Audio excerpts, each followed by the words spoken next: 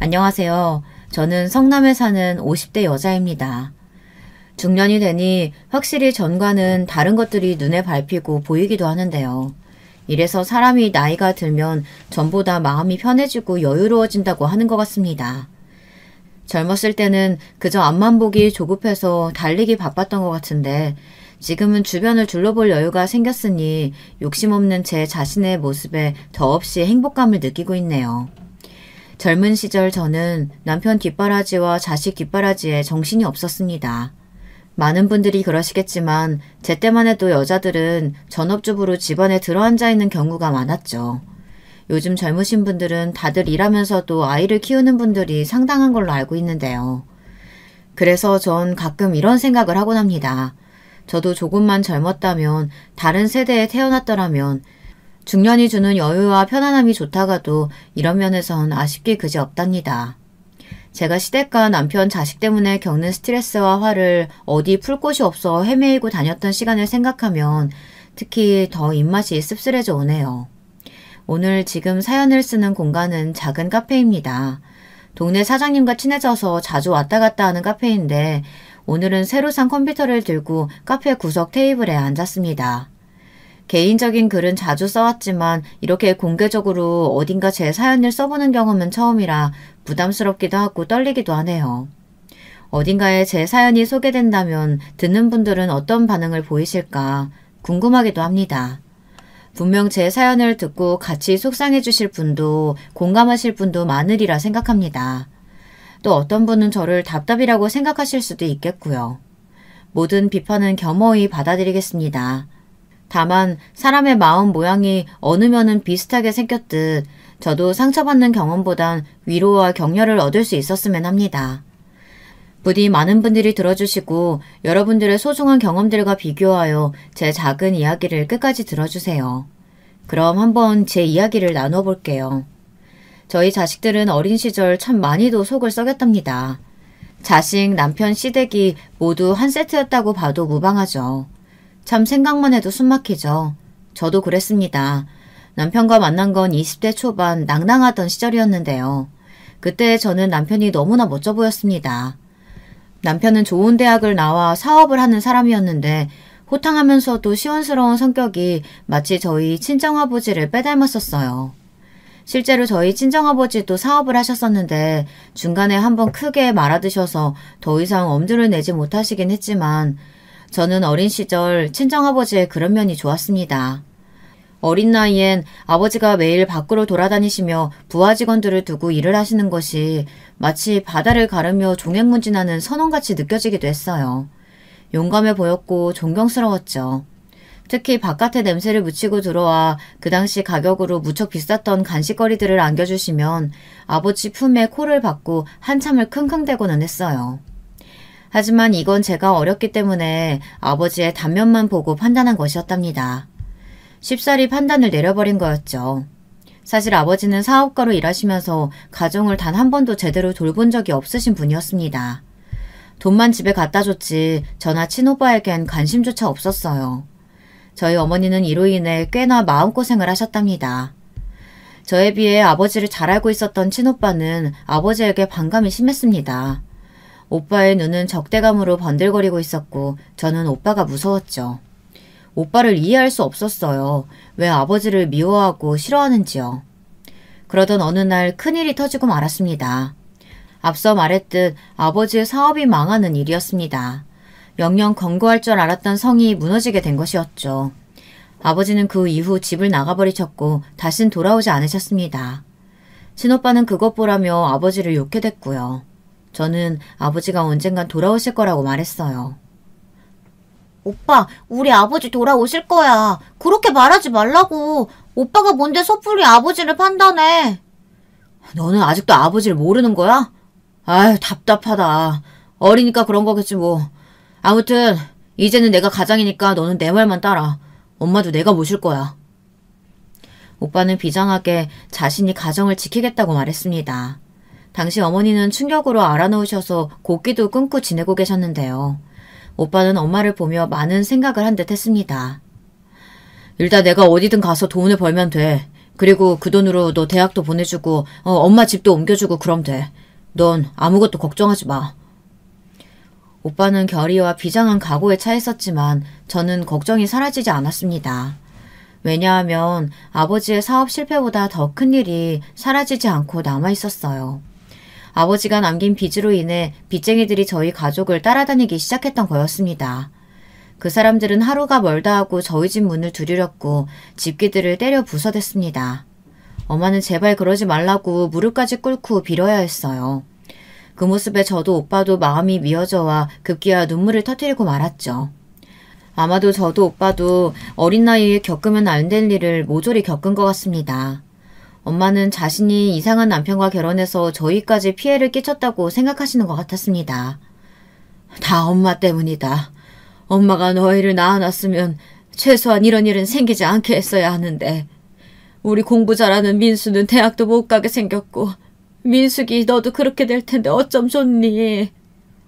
엄마, 나는 괜찮아요. 여기 동네에서 조금 떨어진 그 공장 아시죠? 거기 사장님이 내 친구 아버지예요. 사장님이 취직시켜준대요. 거기서 돈 벌고 어느 정도 나오면 빚쟁이들한테도 시달리지 않을 수 있고 우리도 다시 예전처럼 살 수 있을 거예요. 그러니까 너무 속상해하지 마세요. 대학은 안 가도 전 저대로 잘 될 수 있어요. 저와 오빠는 열심히 위로했습니다. 특히 오빠가 엄마를 많이 챙겼습니다. 허나 그러던 어느 날 우리 가족이 오빠가 벌어다주는 돈으로 하루하루 어떻게든 버텨나가고 있을 때쯤 다시금 운명이 우리를 조롱하는 듯한 일이 벌어지더라고요. 바로 오빠가 공장에서 부당하게 해고를 당했는데 그 이유가 임금 인상을 요구했기 때문이었다고 했습니다. 거기다 오빠는 사장이 뒤로 고용한 사람들에게 맞아 응급실 신세까지 지게 되었어요. 소식을 듣고 헐레벌떡 달려가니 오빠는 응급실 침대에 누워 허망한 눈으로 벽을 보고 있더라고요. 오빠 괜찮아? 세상에 이게 무슨 일이야? 그러게. 아이고 우리 아들 이 얼굴이 도대체 어떻게 된 거야? 하루에 12시간을 일해도 제대로 돈을 주지 않는 사장이었어요. 말 못하고 일했던 직원이 수백 명이었고요. 제가 그런 직원들을 대변하려다가 이꼴 났으니까 누굴 탓하겠어요. 근데 전 엄마 이거 반드시 갚아줄 거예요. 그 사장은 난 이 꼴로 만들어 놓고도 벌금조차 받지 않고 떵떵거리며 살 텐데 반드시 벌받게 해줄 거라고요. 오빠의 상태는 생각보다 심각했습니다. 여기저기 뺨이 부어있었고 갈비뼈도 부러져 있었죠. 그런데도 사장이 그 사람들을 고용했다는 증거가 나오지 않아 기소가 되지 않았습니다. 오빠는 거기에 충격을 받고는 선택했습니다. 오빠가 선택한 길은 검사가 되는 길이었답니다. 오빠는 그 길로 그 공장에서 나와 어떻게든 검사가 되겠다며 사법고시를 준비하기 시작했어요.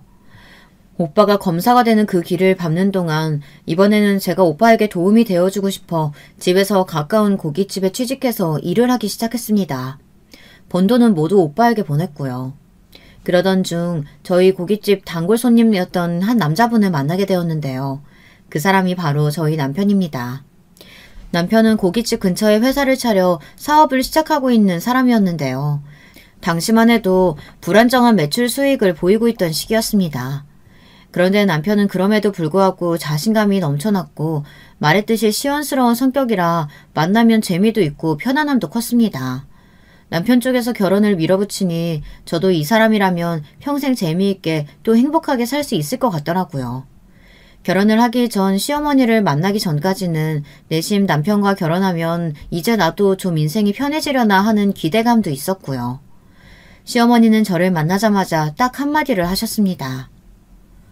아이고, 어디서 돼지 냄새가 나는 거냐? 설마 얘가 내 며느리 되래라는 거야? 고졸에 아르바이트 하는 애가? 저는 불합격이었습니다. 시어머니 눈에 들지 못한 거죠. 남편은 옆에서 쩔쩔매고 있었고 이미 시어머니와 한패였던 형님은 저를 우습다는 듯 쳐다보고 있었습니다. 남편에게는 형이 한 명 있었는데 아주버님 역시 수익이 높은 변호사였고 형님 역시 법조계에서 유명한 인사 집안의 출신이라는 걸 들어서 알고 있었어요. 형님의 눈길은 마치 가짜는 걸 보는 것 같은 눈빛이었습니다. 시댁에서 나오자마자 정말 자존심이 너무 상하고 제 자신이 초라하게 느껴지더라고요. 여보 미안해. 마음 많이 상했지. 정말 내가 어떻게든 해결할게. 됐어. 이미 나를 싫어하는 눈치시던데 어떻게 설득하고 뭘 해결하겠다는 건데. 너무 부정적으로만 생각하지 마. 자기 생활력이나 좋은 면을 어머님 모르시잖아. 몰라서 저런 편견 갖고 계시는 거야. 막상 자기가 집에 들어오면 제일 좋아하시고 며느리로 인정해 주실걸? 나 한 번만 믿어줘. 믿고 싶지 않았지만 남편은 시어머니를 설득했습니다.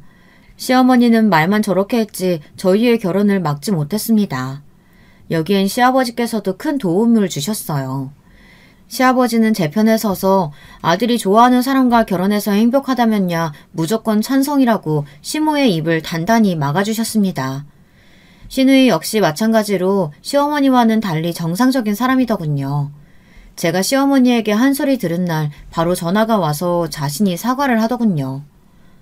언니, 우리 엄마 때문에 아까 좀 그랬죠. 내가 다 민망하네요. 죄송해요, 언니. 앞으로 한 식구 될 사이인데 벌써부터 불편하게. 엄마가 왜 그랬는지 모르겠어요. 언니 마음 풀릴지 모르겠지만 그래도 내가 대신 사과는 하고 싶었어요. 아가씨는 저에게 따뜻한 말로 미안하다는 사과를 전했습니다. 아마 이 두 사람이 없었다면 전 시댁에 들어갈 엄두도 내지 못했을 거예요. 시댁에 그래도 남편을 포함한 3명은 내 편이라 생각하니 용기를 가지고 결혼을 할 수 있었던 거죠. 근데 며느리가 되고 난 후 맞이한 첫 명절, 그 설날을 아직 잊지 못합니다. 이유는 아시겠지만 너무 끔찍했기 때문이죠. 오늘 제가 사연을 쓴 이유도 설날에 일어난 사건이기에 머릿속에서 더 겹쳐지는데요. 제가 결혼하고 맞이한 첫 설날, 시어머니는 만두를 직접 빚어야 한다며 저를 불러서는 하루 종일 만두피를 만들고 속을 채우게 시켰어요. 떡국부터 시작해 이것저것 준비하는데 일이 끝날 기미가 보이지 않을 정도로 할 일이 많았습니다. 시누이가 일찍 오는 바람에 그나마 다행이었죠. 저는 시누이가 반가워서 만두를 빚으며 이런저런 이야기를 하게 됐습니다. 그냥 여자들끼리 나눌 수 있는 소소한 대화였어요. 근데 저와 시누이의 대화 소리가 거슬렸는지 갑자기 부엌에서 버럭 시어머니의 호통 소리가 들려오는 겁니다. 얘, 너 음식하면서 침 다 튀면 어쩌려고 입을 그렇게 놀려대는 거야? 어? 그건 이 시아버지랑 내 입에 들어갈 것들이야. 여자가 조심스럽게 행동하지는 못할 망정? 아휴, 어디 시댁 가서 놀궁리나 하고 앉아있어? 엄마 그게 아니고 우리 일하면서 말한 거예요. 왜 그래요? 괜히 며느리 기 잡으려고 그러시는 거죠. 그런 거 하지 말라니까. 너는 조용히 하고 있어. 저는 당시엔 아무것도 모르는 며느리였기에 시어머니가 화를 내면 죄송하다고 말해야 하는 줄 알았어요. 그래서 다음부턴 조용히 입을 다물고 만두를 빚고 있었죠. 시누이도 제 얼굴 표정을 보고 마음이 안 좋아졌는지 옆에서 한숨을 푹푹 쉬더군요. 그런데 일은 그 다음에 일어났습니다. 떡국을 다 먹은 후 점심쯤 되어 세배를 드리려고 기다리고 있는데 갑자기 형님이 저에게 다가와서 이러더군요. 동서, 어머니한테 드릴 돈 준비했지? 네? 돈이요? 그럼 만두 속재료랑 재료 다 어머님이 직접 사신 건데 음식값 준비 안 했어? 아, 그거요? 아무래도 말씀드리려 했는데 시아버지께서 명절날 용돈 같은 거 주실 필요 없다고 하셔서 크게는 준비 안 했어요. 간단히 5만 원 정도만 봉투에 넣었어요. 저희 시아버지는 인정이 참 많으신 분입니다. 행동에 대한 예측도 상당히 잘하시고요. 직업이 사람의 심리를 연구하는 박사님이라 그러신 건지 아버님은 저희 부부가 어떻게든 용돈을 드릴 걸 알고 있었나 봐요. 그래서 절대 주지 말라고 며칠 전부터 연락이 오셨더라고요. 시어머니도 그렇게 알고 있다고요. 근데 여기서 형님의 반응이 무척이나 이상했습니다. 동서도 참 큰일이다. 어떻게 그걸 고지고대로 받아들여. 동서 사회생활 안 해봤다 했나? 그래서 그런가 영 분위기 읽는 눈이 없네. 눈치도 없고. 이래서 며느리는 사회생활 해본 사람으로 들여야 한다고 했던 건데 앞으로 우리 집안에서 생활하려면 눈치도 빠르고 행동도 빠릿빠릿해야 할 거야. 이건 내가 손윗 사람으로서 하는 충고니까 잘 새겨들어. 어머님 용돈 준비 안 한 거 알면 분명 노하실 거라고. 네? 그게 무슨 말씀이세요? 형님은 두고 보라는 표정으로 피식 웃더군요. 세배를 하고 난 후에도 딱히 용돈을 드리진 않았지만 시어머니와 시아버지는 아무 말씀 없으셨습니다. 형님이 딱 봉투를 꺼내 애교를 부리며 시어머니께 건네드리기 전까지는요. 형님은 자그마치 100만 원을 넣었다고 말하더군요. 시어머님 100만 원이란 숫자에 얼굴이 환해지셨습니다. 아이고 고마워라. 100만 원씩이나? 못하러. 니들 살기도 퍽퍽할 텐데 말이야. 고맙다 고마워. 우리 큰아가는 우리 집안 행사라면 이렇게 늘 마음을 써주는구나. 시아버지는 형님에게 굳이 줄 필요 없다고 돌려주시려고 하는 기색이었지만 시어머니가 그것을 이미 가로채 품 안에 넣었기에 그럴 타이밍도 놓쳐버리신 듯 했습니다. 시어머니는 계속해서 형님 칭찬을 늘어놓으며 큰며느리가 기둥 역할이 돼서 든든하다는 말을 반복했어요. 그것도 저를 보면서 말이죠. 마치 저에게 말하는 듯 계속 형님을 칭찬하시는데 솔직히 불편했습니다. 괜히 제가 돈이 아까워서 돈을 안 준 며느리가 된 듯한 느낌이었죠.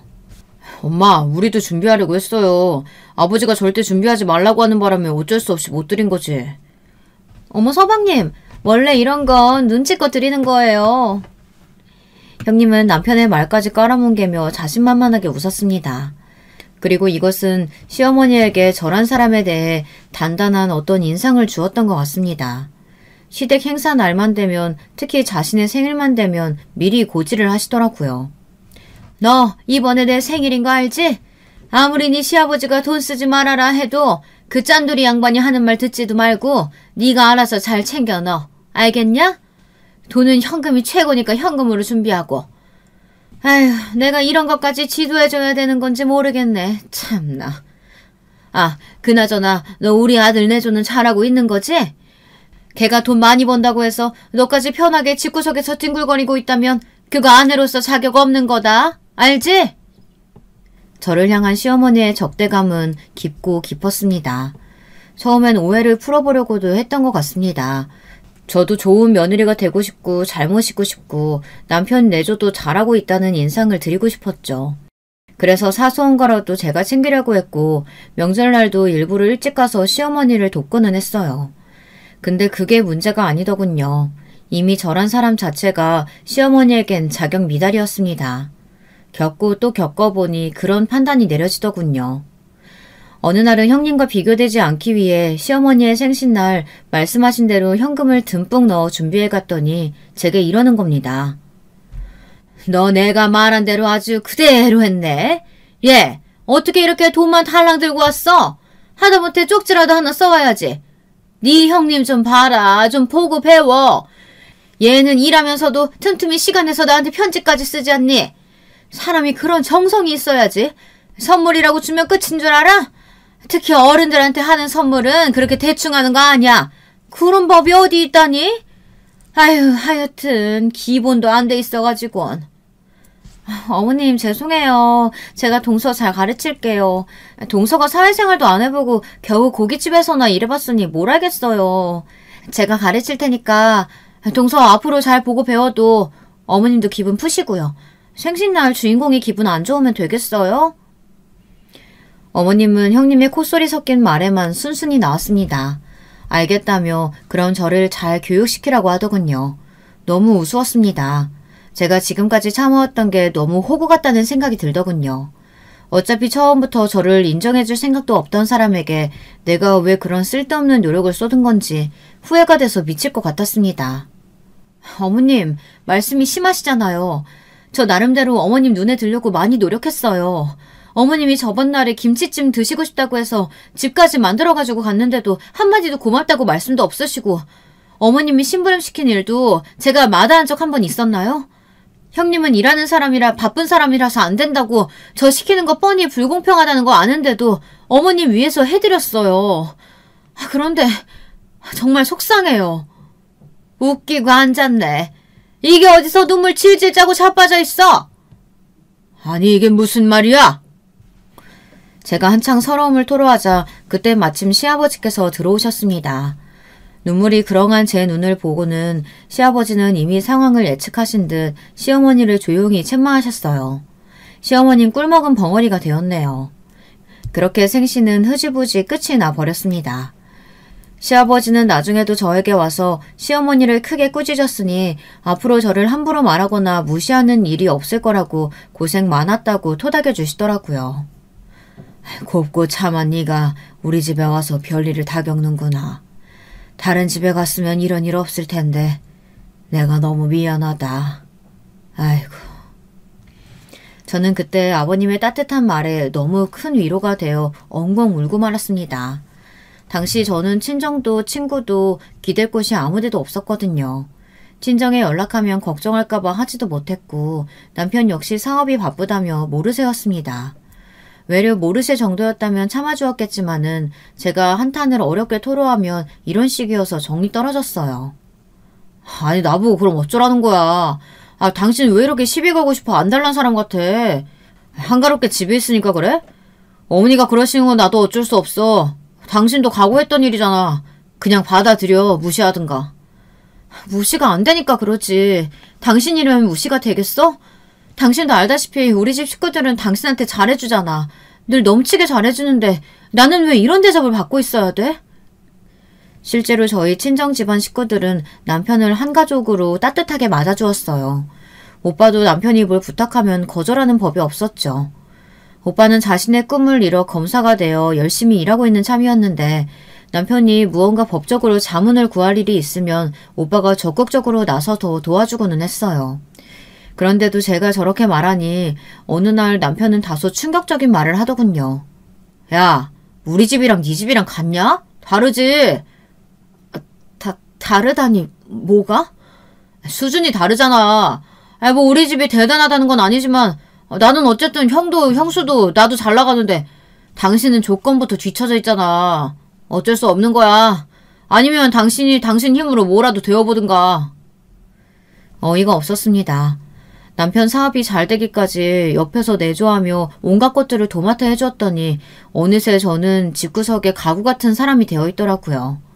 마음에 안 드는 반찬이 있다 하면 새로 다시 해주었던 적도 여러 번 있었는데 저 스스로조차 그런 행위들을 당연하게 생각했다는 것이 후회스러웠습니다. 남편이 서서히 변한 것은 그때쯤이었습니다. 대신 제게도 숨쉴 구멍은 있었는데요. 바로 신우이였답니다. 신우이는 기가 막히게 자기 오빠의 패턴을 알고 있었습니다. 신우이가 직장 문제로 저희 집 근처에 산 적이 있었는데요. 제가 첫 애를 낳고 나서 남편의 무관심에 점점 지쳐갈 때쯤이었을 거예요. 신우이가 저희 집에 올 때마다 남편이 없는 것을 보곤 어느 날 남편을 불러다 앉혀놓고 말하더라고요. 오빠, 언니한테 잘 좀 해. 언니만한 사람이 어딨어. 오빠 챙겨주고 애 다 봐주고 언니만큼 살림 잘하는 사람 나는 보지도 못했어. 언니가 불평불만 없이 챙겨주면 고마운 줄이라도 알아야지. 오빠도 고맙다는 말 할 줄 알아야 돼. 난 요즘 혼자 독방 육아하는 언니가 너무 가엾다고. 오빠 어제도 외박했다며? 애기가 오빠 얼굴도 못 알아보겠어. 너는 왜 와서 또 짹짹거리고 있는데? 안 바쁘냐? 저는 신우이가 고마웠습니다. 제가 하고 싶은 말을 대신 내질러주니 속이 편하더라고요. 근데 남편은 사업 때문에 신경이 곤두섰던지라 그 말을 또 튕겨내버리곤 왜 여기까지 와서 바가지를 긁냐며 신우이를 내쫓으려고 하더군요. 하지만 신우이는 그 후에도 번번이 저희 집을 찾아와 남편을 나무랐고 저를 여러모로 지켜주었네요. 아마 신우이가 없었다면 이 시기를 어떻게 버텼을지 모를 만큼 고맙고 그랬답니다. 하지만 그러던 어느 날 또 대형 사건이 터지고 말았는데요. 바로 형님으로 인해 벌어진 사건이었는데요. 때는 시어머니의 여행을 두고 말이 나왔을 때랍니다. 시어머니가 자주 모이는 친구들 모임에서 여행을 가자는 이야기가 나왔나 봐요. 해외여행이란 말에 혹한 시어머니는 어떻게든 화려한 세계가 가득할 해외여행을 반드시 죽기 전 가셔야겠다고 했고 시아버지는 굳이 왜 집을 비우냐며 두 분이서 그 문제로 잠깐 사소한 말다툼이 있었어요. 저는 시어머니, 시아버지 입장을 모두 둘 다 이해했습니다. 그래서 딱히 어느 쪽의 편을 든다기보다는 가만히 자리를 지키고 있었죠. 문제는 형님이 이것을 가족여행이라는 테마로 상의 없이 바꾼 것에서 출발했어요. 돈은 제가 지원해드릴게요, 어머님. 그렇게 가고 싶으시면 가야죠. 가는 김에 저도 같이 가요. 아니면 아예 가족여행을 가는 건 어때요? 아버님도 해외여행 안 가보셨잖아요. 저는 1년에 한두 번은 꼭 가지만 갈 때마다 정말 좋거든요. 형님은 갑자기 가족여행을 가자며 주제를 바꾸어 말을 이어갔고 반드시 저도 같이 가야 한다는 신호를 보냈습니다.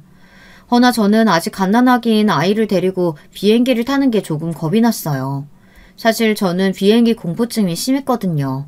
거기다 우리 아이를 해외까지 데려가 같이 고생할 자신이 없었습니다. 그런데 제가 초장에 그렇게 솔직하게 말했더니 이어진 형님과 시어머니의 반응이 무척이나 매서웠습니다. 시어머니는 단단히 곡해하고 계셨어요. 아니, 너 지금 장난하냐?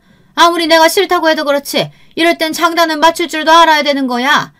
어디 지금 네가 간다 안 간다 하고 자빠져 있어. 며느리로서 우리 큰아가처럼 비용을 대준다 뭐 해준다 해도 모자를 파네. 어머님, 그게 아니고 저는 진짜로 비행기 타는 게 무서워요. 무서운데 어떡하나요? 그리고 아기는 어쩌고요. 아직 너무 어리잖아요. 시어머니는 상상 이상으로 노하셔서는 저를 죽일 듯이 노려보았습니다. 우리 아들 헬스케져서 저러고 다니는 거 내가 보고도 못 본 척 가만히 뒀더니만 얼마나 네가 나를 얕봤으면 해외여행 가자는 거 하나 못 간다고 지랄 연병을 떨고 앉아있어. 괘씸해서 원. 너는 네 큰형님 보면 뭐 느끼는 거 없냐? 쟤는 돈도 벌고 애도 키워 우리 여행비도 지원해준다는 애야. 넌 네 형님에 비해 떨어져도 한참 떨어지는데 쪽팔리거나 창피하지도 않어? 아니 사람으로서 그런 걸 알긴 아는 거냐? 아휴, 이래서 가정교육이 중요하지. 네가 쟤처럼 괜찮은 집안에서 태어났다면 이럴 일도 없었을 텐데 괴상한 집안에서 태어나 자랐으니 아휴, 보고 배운 게 그거밖에 없었겠지. 어머님! 저는 이날 너무 화가 났습니다. 틈만 나면 형님과 비교하며 말하는 것도 화났지만 가정교육까지 운운하며 집 나간 아버지를 들먹이다뇨. 아무리 며느리가 시어머니보다 아래라고 해도 그게 큰 어른이란 사람 입에서 나올 수 있는 말인가요? 저는 아무렇지 않게 그런 말씀을 하신 시어머니에게 너무 화가 나서 온몸에서 열이 뿜어져 나오는 기분이었어요. 시아버지는 다급히 상황을 수습하려 했지만 저는 이미 이성줄을 놓고 말았습니다. 시어머니에게 왜 제 아버지에 대해 말씀을 얹으시냐며 굳이 그래야 하냐며 대들고 따지었죠. 그러자 시어머니는 거기에 더 노하셔서는 펄펄 뛰었습니다. 사과해 주세요. 너 같은 게 뭘 안다고 지금 나한테 훈계하려고 들어? 겨우 애 넣어놓고 앉아서 내 아들 등골 쪽쪽 빨아먹는 주제에. 너 설마 네 친정오빠가 검사다 뭐다 해서 그것 때문에 이러는 거냐? 그런 거라면 웃기는 소리 하지도 말어. 우리 큰며느리 집안 자체가 아주 유서 깊은 법조계 집안이니까. 니네 친정오빠는 갖다 붙일 수도 없다고. 어머님, 제발 제 가족 비하 좀 그만하세요. 저 깎아내리는 것도 모자라서 이젠 제 오빠까지 무시하려 드세요? 도대체 어머님은 어디서부터 뒤틀리신 거예요? 저는 어머니를 도저히 이해할 수가 없어요. 제가 아무리 어머니를 이해해보려고 해도 한 가족으로 받아들여 보려고 해도 이젠 마음이 안 내킨다고요. 어머니 일단 말씀 함부로 하신 것부터 사과해 주셔야겠어요. 안 그러면 저도 더 이상 시댁에 오기 껄끄러워질 것 같네요. 뭐야? 누가 누구한테 뭘 해? 사과를? 이게 미쳤나? 그때였습니다. 저와 시어머니의 싸움이 점점 전입가경으로 이루고 있을 때 시어머니는 번쩍 손을 들고 말았습니다. 저는 그 손에 맞을 거라는 본능적인 직감이 들었지만 피하지 않았고요. 모르겠습니다. 아플 걸 알았지만 별로 피하고 싶지 않았어요. 대신 눈은 저도 모르게 감긴 것 같아요. 나중에 실눈을 뜨고 보니 다행히 시어머니의 손을 시누이가 맞고 서 있더라고요. 시누이는 미쳤냐며 며느리 얼굴에 왜 손을 대냐며 시어머니를 혼냈습니다. 시아버지 역시 역성을 내쉬었고요. 아가, 미안하다. 집에 가 있어라. 여긴 내가 알아서 하마. 시아버지는 저희를 먼저 보내야겠다며 시어머니를 데리고 방으로 직접 들어가셨고 시누이가 저를 집까지 바래다 주었습니다. 시누이는 이날 아무 말도 하지 않고 멀거니 서 있는 남편을 혼냈었는데요. 남편은 무슨 일이 일어나도 자기와는 전혀 상관없는 일이라며 태도를 취하더군요. 오히려 별것도 아닌 일을 왜 크게 만들었냐며 저보고 뭐라고 하더군요. 저는 아주 여기에 질려버렸습니다. 갓난아기를 데리고 도망치듯 친정으로 가버렸고 그 이후 한참간은 남편과 별거한 채로 지냈습니다. 친정에선 제가 무슨 일이 생긴지 눈치채었지만 제가 말해주기 전까진 일부러 묻지 않았어요. 엄마는 그저 삼시세끼 제 밥을 챙겨주시고 우리 아이를 돌봐주시고 저에게 든든한 버팀목이 되어주셨죠. 제가 다시 집으로 들어가게 된 건 친정에 발을 들이고 오빠가 우리 집을 찾아왔을 때였습니다. 오빠가 어느 날 친정에 있는 저를 발견하고는 놀라서 묻더군요. 너 왜 여기 있는 거야? 설마 남편이 속 썩여? 제가 아무 말 하지 않자 오빠는 안 되겠다며 곧바로 저를 데리고 남편이 있는 회사 앞으로 찾아갔어요. 거기서 남편은 오빠를 보자마자 움찔 떨었습니다. 오빠가 한번 화가 나면 정말 무서운 사람이라 그 기세가 장난이 아니거든요. 본능적으로 그것을 알았는지 남편은 오빠에게 끌려가 한참이나 훈계를 들으면서도 아무 말을 하지 못했습니다. 내가 내 동생 눈에서 눈물 나게 하지 말라고 그렇게 부탁했는데 어떻게 이럴 수가 있는가? 내가 자네를 얼마나 믿었는지 자네가 알 거 아냐. 우리 민숙이 착한 애야. 우리 집에서 워낙에 험한 일을 겪어서 시집가면 그저 잘 사는 줄로만 알고 그렇게 보낸 아이라고. 도대체 남편으로서 뭐하고 다니는 거야? 애가 자기 시댁에서 당하고 살고 있으면 든든한 반팽마개가 되어줘야지. 뭐하고 있었는 거냔 말이야. 그 순간 오빠는 제게 친정 아버지와 진배 없었습니다. 저는 오빠의 말에 괜히 눈시울이 시큰거려 아이를 꼭 껴안고 눈물을 참아내느라 애썼습니다. 남편은 한마디도 못하고 듣고 서 있었고요. 그것도 공손히 두 손을 모으고요. 오빠는 앞으로 한 번이라도 이런 일이 있었다간 바로 이혼이라며 단단히 못을 박았습니다. 그 후 남편은 저에게 조금 나아진 모습을 보였어요. 완전히 달라진 건 절대 아니었고요. 애 키우는 동안 조금씩 도와주는 척이라도 하고 관심을 보이는 정도로요. 애가 정말 이대로 아빠 이름을 까먹는 건 아닌가 걱정했는데 다행히 아이도 아빠를 좋아하니 남편 역시 자신이 아버지가 되었다는 생각에 점점 변화하는 모습을 보였습니다. 남편이 원래 아이를 싫어하는 사람은 아니었기에 그런 변화가 가능했던 것 같습니다. 사업적으로 욕심은 많았지만 커가며 자기를 아빠라고 부르고 따르는 자기 자식이 생기니 점점 마음이 집으로 돌아오고 있었죠. 저는 남편의 변화가 무척이나 반가웠고요.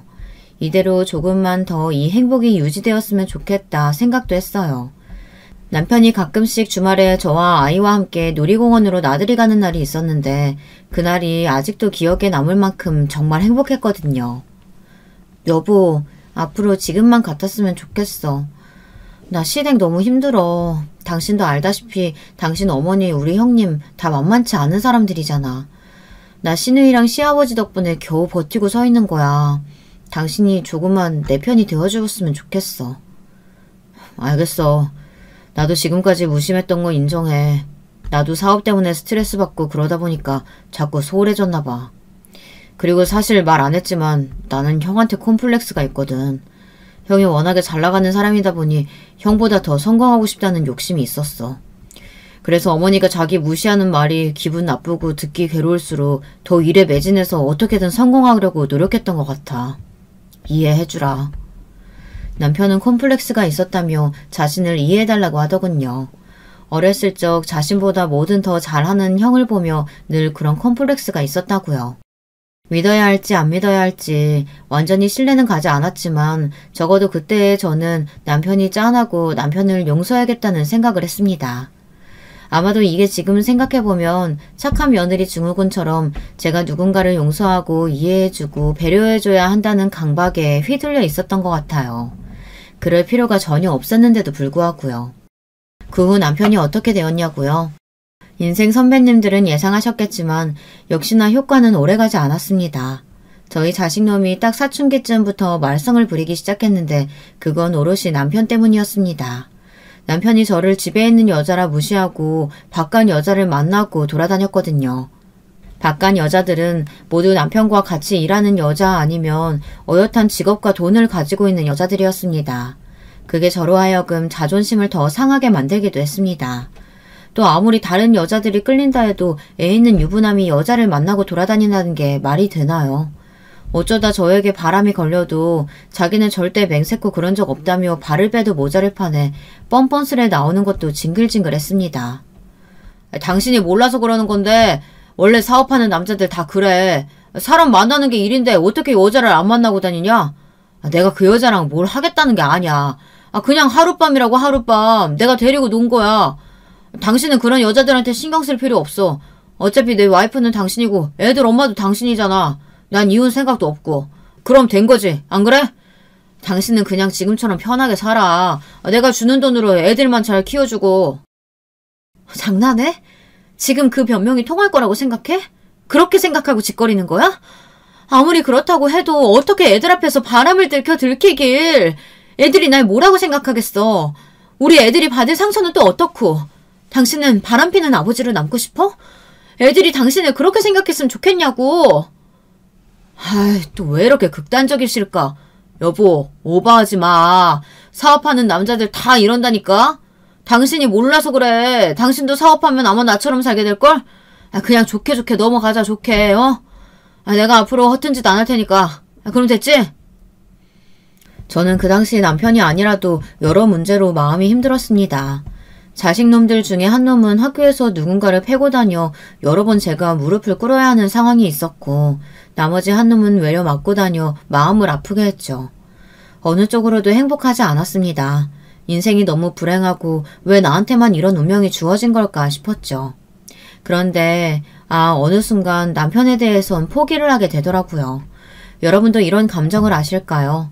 남편과 싸우는 것도 어느 순간부턴 지긋지긋해지니 그냥 저 양반이 어떻게 살든 내 할 바 아니고 나는 그저 내 자식들 문제만 신경 쓰고 살아야겠다. 그렇게 마음이 고쳐졌어요. 그리고 그 이후엔 저희 둘째 애가 왕따를 크게 당해서 세상을 등지는 선택을 하려고 했던 사건이 있었습니다. 둘째 아이가 어느 날 메모를 남겨놓고 집 밖을 나갔는데 그건 유서였습니다. 엄마 미안해. 키워줘서 고맙고 이런 비겁한 선택을 해서 미안해. 라고 적혀있더라고요. 그 유서를 보자마자 허겁지겁 달려나갔는데 둘째를 찾을 수가 없었습니다. 결국 실종신고까지 해야 했죠. 나중에 어렵게 둘째를 경찰서에서 만나게 되었을 때 얼마나 통곡을 했는지 모릅니다. 어떻게 사람의 인생에 이렇게나 많은 질곡이 있을 수 있는지 전 딱 한 번만이라도 신이 내 앞에 있다면 물어보고 싶어요. 제 앞에 있던 둘째는 고개를 들지 못하고 그저 죄송하다는 말만 반복했는데요. 저는 그날 이후 둘째를 지키기 위해 둘째를 데리고 시골로 향하는 길을 선택했습니다. 당시 저희 친정어머니가 시골에 있었기에 둘째가 그곳에서 조금이라도 마음 편하게 지내기를 기대했어요. 그런 마음으로 제가 시골행을 선택한 후 저는 둘째가 나아지기만을 기다리며 살았습니다. 부모의 간절함이 어떻게 어떤 방식으로 자식에게 닿았는지는 모르겠지만 다행히 제가 시골행을 선택했던 그 방식은 둘째에게 긍정적으로 작용했습니다. 엄마, 나 여기 오게 해줘서 고마워. 이제야 살 것 같아. 엄마도 좋고 할머니도 좋고 다 좋아. 사람 없는 곳에 오니까 이제야 숨 쉴 수 있을 것 같아. 특히 할머니께 너무 감사해. 할머니가 밤마다 내 손을 잡아주셨는데 덕분에 편안했어. 둘째의 말은 무척이나 짠했지만 저는 마음 한켠으로 다행이라고 생각하고 있었어요. 그리고 슬슬 둘째가 마음의 준비가 되었을 때 다시 남편이 있는 집으로 돌아갈 준비를 하고 있었죠. 그때까지만 해도 전 시댁에서 무슨 일이 벌어지고 있는지는 상상도 하지 못했어요. 제가 둘째를 데리고 남편 집으로 향했을 때는 이미 제 예상 범위를 벗어난 일들이 벌어지고 있더라고요.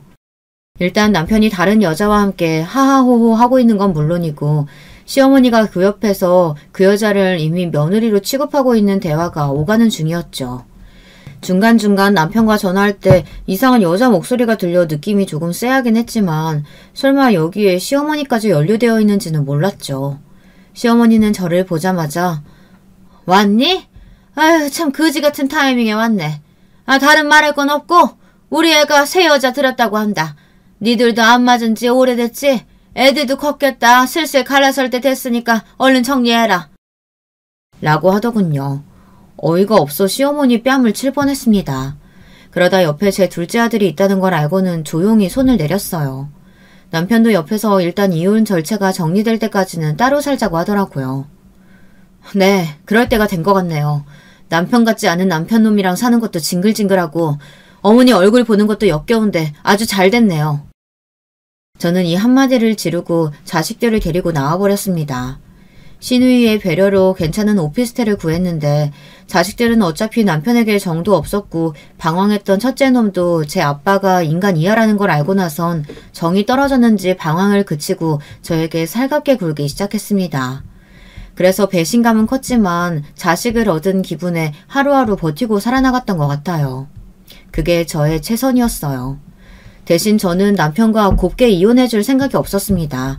남편과 시어머니가 제게 했던 짓을 돌려주고 싶었고 어떻게든 위자료라도 받고 싶었죠. 그러던 어느 날 청천벽력 같은 소리를 듣게 되었습니다. 바로 저희 엄마가 암에 걸리시게 된 거였어요. 어쩌면 이런 일이 일어날 수 있는지 시골에 아들과 함께 내려가 살 때 저희 엄마가 잘해주신 것을 생각하면 너무나 가슴이 무너져 내릴 듯 아파왔습니다. 우리 둘째가 나아질 수 있었던 건 따뜻했던 엄마 덕도 있었으니까요. 저는 엄마의 수술이 무사히 끝나길 기도했어요. 오빠도 마찬가지였고요. 하지만 엄마는 이미 암 말기 환자였고 수술을 받는다고 해도 오래 살지 못한다는 말을 들었던지라 마음의 준비는 해야 하는 상황이었습니다. 엄마, 내가 잘해주지 못한 것 같아서 미안해. 아니야. 우리 딸이 있어서 엄마는 정말 행복했어. 엄마가 아프시고 당장 죽음이라는 상황이 앞에 닥치니 입에서 나가는 단어는 고맙다, 사랑한다, 행복했다 이런 말들 뿐이더라고요. 그 순간 살아생전 더 많이 해드릴 걸, 시골에서 지내고 있을 때 한마디라도 더 할 걸 하는 후회가 들었습니다. 그리고 저희 엄마의 상황과 별개로 남편이란 놈은 똑같이 그지 같았습니다. 설날이란 명절이 다가오자 저에게 요구를 해왔습니다. 이혼은 할 때 하더라도 시댁은 가자고요. 그것이 며느리의 도리라고 말이죠. 사실 시어머니를 생각하면 안 가는 게 맞지만 제게 잘해주셨던 시아버지와 시누이가 떠올랐어요. 아직 저희 소식을 자세히 모르는 시아버지와 시누이에게 얼굴을 보고 이혼 사실을 밝히고 싶었죠. 그래서 명절날 가겠노라고 말하고 남편에게 말했습니다. 그런데 여기서 사건이 발생한 것이었어요. 들으시면 여러분도 아마 깜짝 놀라 분통을 터뜨리실 겁니다. 설날 명절 연휴 첫날 시댁에 갈 준비를 하던 차에 오빠에게서 전화가 온 겁니다. 아직 집이지? 얼른 병원으로 와야 할 것 같아. 엄마가 많이 아프셔. 뭐라고? 알겠어. 준비하고 바로 갈게. 엄마가 위급하시다는 전화였습니다. 저는 남편에게 아무래도 친정엄마의 병원으로 가봐야겠다고 했습니다. 엄마가 위급하다니까 일단 난 병원으로 가야겠어. 당신 차 시동 걸어놨지? 우선 그쪽으로 가자. 뭐? 아니 내가 거길 왜 가야 되는데? 그리고 설날엔 당연히 시댁부터 가야 하는 거지. 미쳤냐? 네 어머니 그거 깨병일 수도 있어. 죽을 날 받아놨으니까 괜히 깨부리는 거라고. 너랑 나 끝나는 마당에 나 거기까지 가서 죽어가는 노인네 보고 싶지 않다. 약속한 대로 시댁부터 가. 그리고 병원을 혼자 가든지 말든지 마음대로 하고. 뭐? 당신 그걸 말이라고 해? 저는 그 순간 너무 황당해 부들부들 손이 떨렸습니다. 그 사이 오빠에게선 계속 전화가 오고 있었고요. 남편은 제 손을 덥석 붙잡더니 강제로 저를 차에 태우더군요. 자식들도 자기 아버지 성질머리는 못 말린다는 걸 알아서 안절부절하는 표정으로 절 쳐다보고 있었고요. 시댁에 도착할 때까지도 저는 표정이 잔뜩 어두워져 있었습니다. 그럴 수밖에요. 친정엄마가 어찌 될지 모르는 상황인데 시댁으로 향하는 차 안에 있다니 불안해서 견딜 수가 없었어요.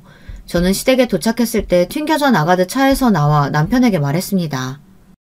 나 못 들어가. 안 간다고. 우리 엄마가 지금 어떻게 될지도 모르는데 시댁부터 가야 한다고? 내가 미쳤니? 내가 만만해? 나는 병원으로 갈 테니까 당신 혼자 가. 야, 너 죽고 싶어? 남편 입에서 험한 소리가 나왔고 저는 질세라 외쳐대며 어떻게든 가겠다고 빡빡 우겼습니다. 그렇게 큰 소리가 오가던 찰나 마침 쓰레기를 버리러 나온 시어머니와 마주쳤고요. 시어머니가 무슨 소리를 할지 뻔했기에 저는 바로 택시부터 잡으러 달려갔어요. 그리고 그때 전화가 걸려온 거죠. 저희 어머니께서 사랑하는 엄마가 세상을 등졌다는 연락을 받았습니다. 오빠는 눈물 어린 목소리로 엄마가 저를 많이 보고 싶어 했다는 말을 하더라고요. 저는 그 말에 그만 풀썩 주저앉아 대성통곡을 하였습니다. 엄마의 마지막을 지키지 못했다고 생각하자 주체할 수 없이 감정이 터져나오며 눈물이 쉴 새 없이 흐르더라고요. 그러면서 저는 오빠에게 다 말하게 되었어요. 왜 제가 그곳을 가지 못했는지, 남편이 발목을 붙잡았다는 사실을 모두 말이죠. 오빠, 갈 수가 없었어. 가고 싶었는데 갈 수가 없었어. 엄마한테 미안해서 어떡해? 나 어떡하면 좋아? 오빠는 잠시간 말이 없었습니다.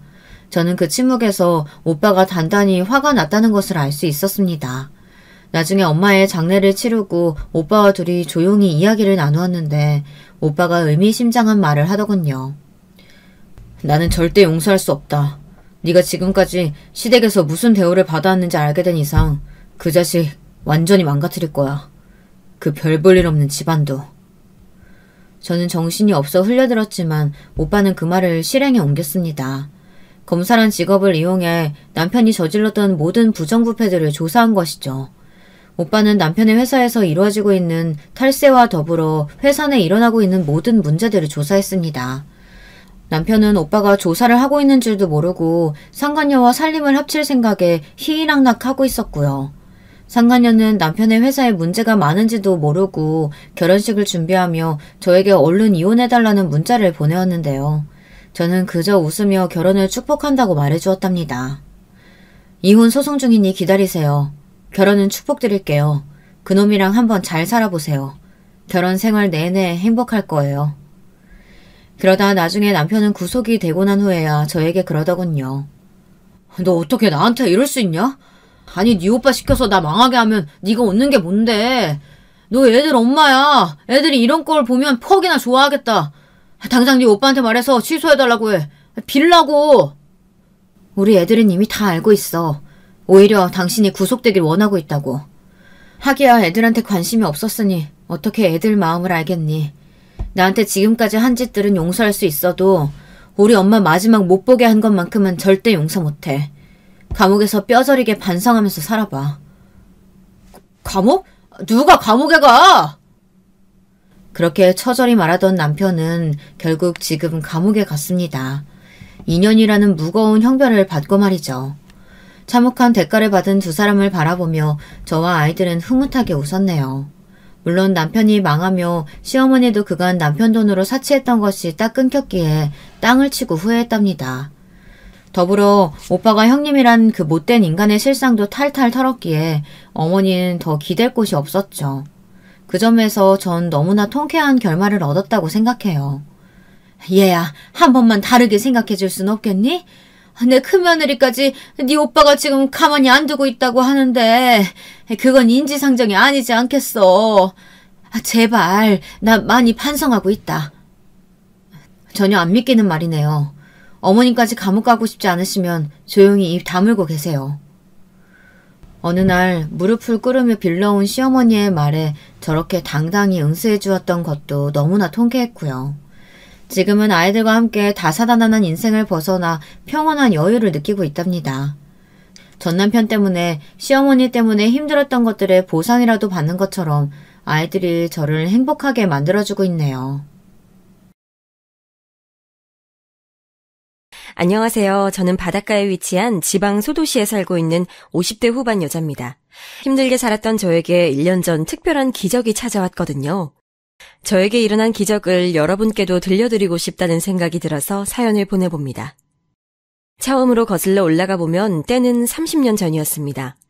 저는 남편과 결혼한 지 2년밖에 안 된 신혼이었고 아이는 없었습니다. 남편은 참 다정한 사람이었어요. 남편은 부모님이 일찍 돌아가셔서 저에겐 시댁이라고 할 곳도 없었습니다. 그저 남편 하나만 보고 결혼 생활을 시작했어요.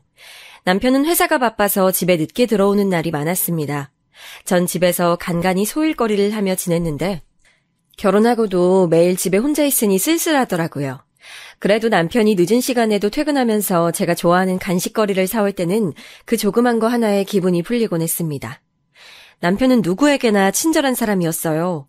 같이 길을 걸을 때도 동네 할머니, 할아버지에게 예의 바르게 인사를 하고 지나가던 꼬마 아이에게도 웃으며 사탕을 건네는 그런 사람이었죠. 그런데 그런 남편이 저에게 그런 짓을 할 줄은 정말 몰랐습니다. 눈이 많이 오는 어느 추운 겨울날이었어요. 유난히 퇴근이 늦는 남편이 걱정돼서 현관만 바라보고 초조해하고 있었습니다. 밤 12시가 되도록 남편이 오지 않자 혹시나 눈길에 사고라도 난 건 아닐까 발만 동동 구르고 있었습니다. 손톱을 잘근잘근 씹으며 거실을 불안하게 왔다 갔다 하다가 혹시 오고 있는 게 보이진 않을까 싶어서 커튼을 열고 창밖을 내다보았습니다. 근데 집 앞에 남편 뒷모습이 서성이고 있는 게 보였어요. 담배도 피우지 않는 남편인데 눈이 이렇게나 많이 오는데도 집에 안 들어오고 밖에서 뭐 하는 건지 이상했습니다. 창문을 열고 남편을 부르자 화들짝 놀라더라고요. 그리고 그제서야 남편은 집에 들어왔습니다. 현관문을 열고 얼굴만 빼꼼 내밀어 눈치를 살피던 남편은 조심스레 집 안으로 들어오더라고요. 근데 남편의 점퍼 앞 살짝 열린 지퍼 사이로 무언가가 보였습니다. 남편이 지퍼를 내렸는데 글쎄 그 품 안에 새근새근 자고 있는 갓난쟁이 남자 아기가 있는 거 아니겠어요? 추운 밖에서 남편과 함께 추위에 떨어서 그런지 그 뽀얀 볼이 빨갛게 홍조를 띠고 있더라고요. 전 이게 어찌된 약문인지 몰라 남편에게 물었습니다. 도대체 이 아기가 누구냐고요. 남편은 아기를 안은 채로 무릎을 꿇더니 눈물을 뚝뚝 흘리며 말했습니다. 여보, 미안해. 내가 정말 죽을 죄를 지었어. 무슨 말이야? 설마... 남편의 미안하다는 말에 설마 그건 아니겠지 했던 일이 사실이 됐습니다. 바로 남편의 아이였던 거죠. 저한테 한없이 잘해주던 남편이 바람을 피울 것이라곤 상상도 한 적이 없었습니다. 전 믿겨지지 않아 몇 번이고 다시 물었습니다. 정말로 당신 아이가 맞냐고요. 네, 맞다고 하더라고요. 한순간의 실수였다면서요. 전 세상이 무너지는 기분을 느꼈습니다. 주먹으로 남편을 때리고 할퀴며 오열했습니다. 어떻게 나한테 이럴 수가 있어? 어떻게? 아이, 나만 사랑한다면서 그건 다 거짓말이었어? 대답해봐. 어떻게 나한테 이럴 수가 있어? 적어도 애는 만들어 오지 말았어야지. 정말 미안해. 정말. 남편은 제가 때리는데도 방어도 하지 않고 그대로 맞고만 있더라고요. 제 기분이 풀릴 수만 있다면 온몸이 부서질 때까지라도 맞겠다면서요. 전 짐승처럼 소리를 지르고 남편을 때리고 또 때렸습니다. 한참을 때려도 화가 풀리지 않고 오히려 머리에 열이 뻗쳐 정신만도 아득해지더군요. 그렇게 한참을 때리던 와중 갑자기 으앙 하는 소리가 들렸습니다. 시끄러운 소리에 남편 품에 있던 아기가 깨어 울기 시작했던 것입니다. 전 당황해서 때리던 걸 멈추고 아기를 바라봤습니다. 이렇게 어린 아기는 처음 봤는데 이게 사람 아이가 맞나 싶을 정도로 조그맣더군요. 순간 그 오밀조밀한 얼굴에 남편과 닮은 눈매가 보였습니다. 너무 화가 났지만 아이한텐 죄가 없잖아요. 화를 가라앉히기 위해 잠시 숨을 고르고 시간을 가졌습니다. 남편은 죄인의 얼굴로 가만히 앉아 있었고요. 그렇게 멍하니 며칠이 흘렀어요. 이게 어떡할 건데? 누구 앤데? 사실은 그게... 그때부터 남편의 얘기가 시작됐습니다.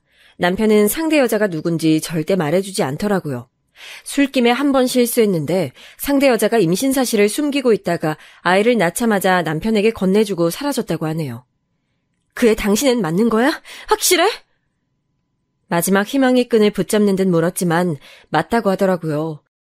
그리고 확인 절차가 끝나고 나서 남편이 이야기라도 해보려고 그 여자 집에도 찾아가보고 연락도 시도해봤지만 이미 자취를 감춘 뒤였다고 합니다. 나도 어떻게 해야 할지 몰라서 그래서 여길 데려온 거야? 풀죽어 말하는 남편이 너무도 미웠습니다. 이 추운 날 아이를 맡길 데가 도저히 없어 염치를 무릅쓰고 집에 데려왔다고 하는데 그런 남편의 모습이 너무도 뻔뻔스레 느껴졌어요. 앞으로 남편한테 어떻게 할 작정이냐고 물었어요. 그러자 남편은 저에게 이렇게 말했습니다. 이 아이는 그냥 당신이 하자는 대로 할게. 당신이 고아원에 갖다 주라고 해도 그렇게 할 거야. 당신 배신한 것도 미안해서 죽고 싶은데 이 아이까지 당신한테 키워달라곤 죽어도 말 못해. 전 그럼 고아원을 알아보자며 매정하게 말했어요. 제 아이도 낳지 않았는데 남의 아이를 기를 순 없으니까요. 그리고 밖에서 딴짓거리한 남편도 용서할 수 없었습니다. 그 후 남편이 고아원을 알아보는 동안 어쩔 수 없이 아이는 제가 키울 수밖에 없었습니다. 어차피 떠날 아이라 이름도 짓지 않고 그냥 아가야라고 불렀어요. 전 급하게 분유를 한 통 사다가 먹이고 아이 옷도 주변에서 구해다가 되는 대로 입혔습니다.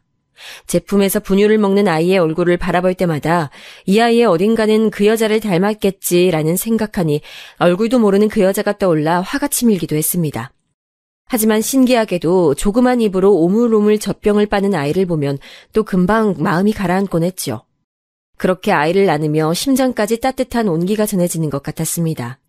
조심스레 우는 아기의 얼굴을 만져보니 살면서 만져본 그 어떤 것보다도 부드럽더라고요. 전 화가 났던 것도 잊은 채 우는 아이를 달래기 위해 둥가둥가 흔들어도 보고 노래도 불러보고 등도 어루만져 주었습니다. 한참을 달래던 끝에 아이가 다시 새근새근 잠이 들면 제 마음에도 고요가 찾아오곤 했습니다. 남편은 당연히 이 이유로 저에게 설설 기고 제 심기를 건드리지 않으려고 노력했어요. 그냥 죽을 것처럼 미안해하며 숨죽여 지내더라고요. 그쪽이 제 쪽에도 편했습니다. 그리고 한 달 뒤 남편이 고아원 몇 군데를 알아본 후 제일 괜찮은 곳으로 아이를 보내기로 한 날이 다가왔습니다. 저는 남편과 함께 짐을 싸고 밖으로 나갔어요. 그런데 제품에 안겨있던 아이가 그날따라 유독 심하게 칭얼거리더라고요. 문 밖을 나서자 자기가 버려진다는 걸 알기라도 하는 듯 자지러지게 울었어요. 아기야, 쉿, 왜 그래? 울지 마. 울지 마. 그런데 달래기 위해 남편이 아이를 안으려 하자 아이가 갑자기 경기를 일으키며 그 고사리 같은 손으로 제 가슴팍의 옷을 꽉 붙잡고 놓질 않는 거 아니겠어요? 평소엔 남편한테도 잘 안기던 아이였는데 말이죠. 저는 제품에서 절대 떨어지지 않으려고 하는 아이의 모습을 보자 굳게 먹었던 마음이 와르르 무너져 내렸습니다. 그래도 한 달 동안 키웠던 정을 무시할 순 없는지 사실 가슴 한켠에선 보내기 싫다는 마음이 자리 잡고 있었거든요. 하지만 남편의 혼외자라는 사실 때문에 마음을 독하게 먹고 나온 것이었는데 그런 아이의 모습에 제 마음속에 있던 도끼가 사르르 녹아내리고 말았습니다. 여러분들 모두 제가 참 미련하고 바보 천치 같다고 생각하실 수 있겠지만 전 아무리 생각해도 이 추운 날 이 가여운 아이를 남 모르는 곳에 보낼 수는 없었습니다. 아무리 제 피가 섞인 아이가 아니라고 해도 한 달 동안은 그래도 한 달 동안 저는 아이의 엄마였으니까요. 잠시 깊은 고민을 거친 뒤 저는 마음을 고쳐먹고 이 아이를 제 아이로 받아들이기로 했습니다. 제 결정에 남편은 바닥에 엎드려 제 발을 어루만지며 고맙다고 눈물을 쏟아내더군요. 그렇게 전 이 아이의 진짜 엄마가 됐습니다. 그리고 남편과 함께 아이의 이름을 짓고 출생신고도 해줬습니다. 하지만 이 소식을 들은 친정에선 역시나 난리가 났지요. 특히 친정엄마는 땅을 치며 곡소리 나게 우셨고 그 옆에서 저나 남편 둘 다 무릎을 꿇고 땅만 바라보고 있었습니다. 네 자식도 아닌 상간녀 자식을 키우겠다고? 너 자식 키우는 게 얼마나 힘든지 아니? 근데 네 자식도 아닌 다른 것의 자식을... 아이고 이 모자란 거사 어쩌려고 그래 어쩌려고. 너 애미 속 타 들어가는 거 보고 싶어 이러냐 어? 이봐 자네. 내가 자네 부모 없는 거 알면서도 결혼 허락해줬을 땐 자네 인성 하나만 보고서 이 결혼 허락한 걸세. 내 딸 굶기지 않고 행복하게 해주겠다고 해서 그 말 믿은 거야. 근데 기어이 이 지경을 만들어 오나? 어? 자네가 사람이야? 친정엄마는 절대 그 아이 못 받아들인다며 연을 끊자는 말까지 입에 올리셨습니다. 그 정도로 엄마는 염려가 크셨던 거지요. 내 자식도 아닌 남의 자식 키우는 그 길이 얼마나 고되고 힘들지 아시기 때문에요. 하지만 그 이후로 저는 이 아이가 제 아이가 아니라는 생각은 단 한 번도 하지 않았습니다. 제가 배 아파서 낳은 아이는 아니지만 마치 제 뱃속에 10달 동안 품었던 듯이 소중하게 대했습니다.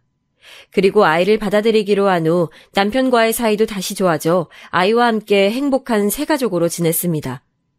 어떻게 그런 일이 가능했는지 모르겠습니다만 무슨 힘이 작용했는지 모르겠어요. 지금도 그때를 생각하면 좀 이해가 안 되는 부분도 있습니다. 아이가 너무 이쁘고 사랑스러웠던 걸까요? 버려진 아이가 불쌍해서였을까요? 하지만 아이가 커서 결혼을 하고 손주를 낳는 행복한 상상을 하며 하루하루를 보내던 어느 날 저에게 비극이 찾아오고 말았습니다. 그날은 남편이 회사에서 당직을 서던 날이었어요. 김창식 씨 와이프 되시는 분 맞죠? 얼른 여기로 오셔야겠습니다. 병원에서 온 전화였고 짝짝이 슬리퍼를 신고 정신없이 달려갔을 때 이미 남편은 형체를 잃은 얼굴로 누워 있었습니다. 여보, 안 돼, 여보! 남편과 이별 인사를 주고받을 시간도 주어지지 않았습니다. 남편은 제 얼굴을 한번 보더니 그대로 세상을 떠났어요. 알고 보니 창고에서 불이 나는 바람에 혼자 불을 끄던 남편이 쓰러져 실려온 것이다 하더라고요. 그리고 연기로 인한 질식은 그대로 사망으로 이어졌고요. 그 후 시간이 어떻게 지나갔는지도 모르겠습니다. 남편이 죽은 후 장례식을 치르기까지 머리가 뒤죽박죽이라 생각이 잘 나지 않아요. 그냥 일찍 과부가 된 저를 위로해주던 친구들과 친척들의 위로만 생각이 납니다. 장례식이 끝나고 한참 뒤 남편이 죽은 현실을 자각하게 되었을 땐 이미 눈물이 말라버린 후였어요. 사실 남편을 떠나보낸 슬픔보다도 앞으로 이 아이를 남편 없이 혼자서 키워야 한다는 두려움이 더 컸습니다. 내가 이 아이를 혼자서 남부럽지 않게 잘 키울 수 있을지에 대한 걱정 때문에요. 의지할 수 있는 남편도 친정도 없었기 때문에 더욱 걱정이 앞섰습니다. 차라리 친정이라도 있으면 좋으련만 제가 아이를 키우겠다 결심한 이후로 독하게 인연을 끊으셨기 때문에 그럴 수도 없었습니다. 그런데 세상 모르고 잠에 빠져있는 아이의 얼굴을 보니 독하게 마음먹고 살아야겠다고 생각했습니다. 이제 겨우 2살이 된 이 가여운 아이, 이 아이에게 남은 것은 저밖에 없었고 저한테 남은 것도 이 아이밖에 없었습니다. 전 앞으로 어떤 힘든 일이 있더라도 이 아이와 함께 헤쳐나가겠다고 혼자 다짐했습니다. 아가야, 내가 널 지켜줄게. 내가 어떻게든 널 키울 거야. 전 아이를 안고 혼자 그렇게 미친 사람처럼 중얼거렸어요. 그렇게 저는 과부팔자가 돼서 아이를 홀로 키우기 시작했습니다. 아이를 업고 이 일 저 일 가리는 것 없이 닥치는 대로 다 하면서 살았어요. 주변 사람들은 네 애도 아닌데 못하러 그 고생을 하며 키우냐면서 혀를 끌끌 찼지만 전 하나도 신경 쓰지 않았습니다. 아니 애기 엄마, 젊은 나이에 혼자 애 키우고 사는 거 너무 안쓰러운데 누구라도 만나야지. 더 나이 들면 못 가. 아니에요, 괜찮아요. 아유, 고집 좀 그만 부리고. 내가 건너 우리 아는 친척 동생이 있는데 소개시켜줄까? 그 짝도 한번 갔다 오긴 했는데 성격도 좋고 직업도 괜찮아. 굶기진 않을겨. 가끔은 저한테 다시 시집을 가야 한다며 그러고 어떻게 사냐며 말씀하시는 분들도 더러 계셨어요. 아이 들쳐업고 식당 사장님의 눈치를 살피며 일하는 거 가끔은 뼈가 삭을 것처럼 너무 힘들어 솔직히 그래야 하나 잠시 고민도 들었습니다. 하지만 너무 힘들어 그만 포기해버릴까 하는 순간에 저를 향해 미소 짓는 아이를 보며 그런 생각을 했던 제 자신이 부끄러웠습니다. 나만 바라보는 아이, 나만 믿고 있는 이 아이, 앞에서 약해질 수 없었어요. 아이는 엄마인 저를 참 잘 따랐어요. 먹고 사느라 바빠서 잘 놀아주지도 못하는 저였는데 이런 엄마도 엄마라고 제 볼에 뽀뽀해주며 애교를 부릴 때는 너무 사랑스러워서 볼을 꼬집고 안아줄 수밖에 없었습니다. 남들이 아무리 뭐라 할지라도 저한텐 눈에 넣어도 아프지 않은 사랑스러운 제 아이였어요. 아이를 키우면서 웃지 못할 일들도 참 많았지만 그건 아이를 키워본 부모들이라면 누구나 겪어봤을 일이라고 생각해요. 저도 울고 웃고 하면서 키우다 보니 어느새 시간이 흘러 벌써 아이가 학교에 들어가게 됐습니다. 아이는 매일 퇴근하고 온 저에게 찰싹 붙어서는 오늘 학교에서 무슨 일이 있었는지 제잘제잘 얘기했어요. 저는 하루의 피곤함을 아이와의 수다로 날려보내곤 했습니다. 엄마, 근데 오늘 되게 피곤해 보여. 내가 엄마 해줄래. 응? 우리 아들이? 내가 엄청 시원하게 해줄게. 나 엄마 잘해. 아이가 그렇게 조그마한 손으로 조물딱거리면 그 순간이 그렇게 행복할 수가 없었어요. 어떻게 보면 이 아이가 저를 살게 하고 있었고 힘든 삶을 지탱해주는 유일한 존재라는 생각이 들었죠. 이렇게 평화로운 날이 계속되나 싶었는데 참 하늘도 무심하시죠. 아이가 중학교에 들어가면서부터 지옥이 시작됐습니다. 아이가 중학생이 됐을 때 동네 이웃의 입방정으로 제가 친엄마가 아니라는 사실을 아이가 알게 됐어요. 사실 어느 정도 크면 얘기해 주려고 하고 있었는데 이런 식으로 알게 될 거라곤 예상하지 못했습니다. 아이는 너무 충격을 받은 나머지 삐뚤어지기 시작했어요. 그날 이후로 방문을 닫고 나오지 않는 아이에게 전 날마다 방문 앞에서 애원했습니다. 민철아, 이 문 좀 열어봐, 응? 제발 엄마랑 얘기 좀 하자, 민철아. 아, 절로 가라고. 엄마도 아닌 사람이랑 말 섞고 싶지 않다고. 엄마가 왜 엄마가 아니야. 그래도 밥은 먹어야지. 화내고 밥 먹어, 응? 제가 발을 동동 굴러가며 밥도 먹지 않고 방 안에만 갇혀있는 아이에게 아무리 사정을 해봐도 아이는 꼼짝도 하지 않았습니다. 민철아, 엄마가 미안해. 엄마가 좀 더 일찍 얘기했어야 됐는데 그래도 엄마가 민철이 많이 사랑하는 거 알잖아. 민철아, 방문 열고 엄마랑 얘기 좀 하면 안 될까? 그러자 갑자기 아이가 소리를 빽 질렀습니다. 엄마 소리 하지 말라고! 듣기 싫어! 제 엄마 아니잖아요. 내 엄마도 아니면서 신경 쓰지 말란 말이야! 순간 저한테 소리를 지르는 아이의 모습에 가슴이 무너져 내렸습니다. 전 이 아이를 한 번도 친자식이 아니라고 생각해 본 적 없는데 역시 아닌 건 아닐까요? 아이가 받았을 충격에 너무나도 가슴이 아프고 또 제 마음을 몰라주는 아이 때문에도 가슴이 아팠습니다. 그날 이후로 아이는 방에서 나오긴 했지만 저를 거의 없는 사람 취급했어요. 전 아이의 마음을 달래주기 위해 매일 좋아하는 반찬을 해주고 말을 걸며 다가가 보려 했지만 쉽지 않았습니다. 어느 날은 아이가 제일 좋아하던 제육볶음을 만들어 식탁에 차려놓고 아이를 불렀어요. 역시나 대꾸도 안 하는 아이였지만 오늘만큼은 꼭 먹여야겠다는 생각으로 아이의 팔을 끌고 식탁에 앉혔습니다. 아이는 무표정한 얼굴로 가만히 음식만 바라보더군요. 전 제육볶음을 젓가락으로 집어서 아이에게 내밀며 말했습니다. 민철아, 너 제육볶음 좋아하잖아. 엄마가 맛있게 만들었는데 한 입만 먹어주라. 그랬더니 갑자기 아이가 젓가락을 들고 있던 제 팔을 탁 치더니 의자에서 벌떡 일어났습니다. 그러더니 제육볶음이 든 접시를 싱크대에 들고 가서 부어버리는 거 아니겠어요? 그러더니 낮은 목소리로 저에게 한마디 하고선 방문을 쾅 닫고 들어가 버렸습니다. 이딴 거 필요 없으니까 말 걸지 마세요. 전 싱크대에 버려진 제육볶음을 바라보며 한참을 멍하니 서 있었습니다. 저도 모르게 눈물이 차고 흘러넘쳤지만 닦을 생각도 못했습니다. 그저 허망한 마음뿐이었어요. 저의 성급한 마음에 아이와 한 걸음 더 멀어지고 만 것입니다. 그리고 아이는 집에서뿐만 아니라 학교에서도 엇나가기 시작했어요. 항상 예의 바르고 착한 아이였는데 어느 순간부터 불량한 아이들과 어울려 지내는 것 같았습니다. 하루는 아이의 담임 선생님께서 전화가 오셔서 학교에 방문했습니다. 담임 선생님께서는 이렇게 말씀하시더군요. 어머님, 민철이가 요새 애들 돈을 뺏는다는 소문이 있네요.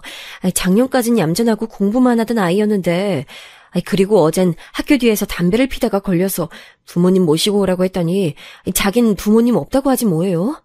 어머님 혹시 집에서 무슨 일 있었나요? 네?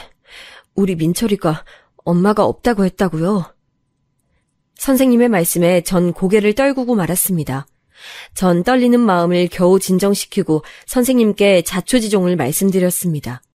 그리고 혹시나 민철이가 학교에서 문제를 일으키면 꼭 알려달라고 부탁했지요. 그 후에도 민철이는 계속 엇나가기만 했습니다.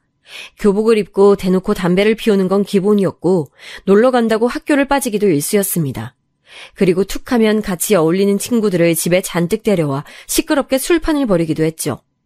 그러던 어느 날은 제가 너무 화가 나 크게 야단을 쳤습니다. 이놈의 자식아! 적당히 해야지, 적당히! 언제까지 엇나갈 건데! 엄마도 지쳐! 엄마도 힘들다고!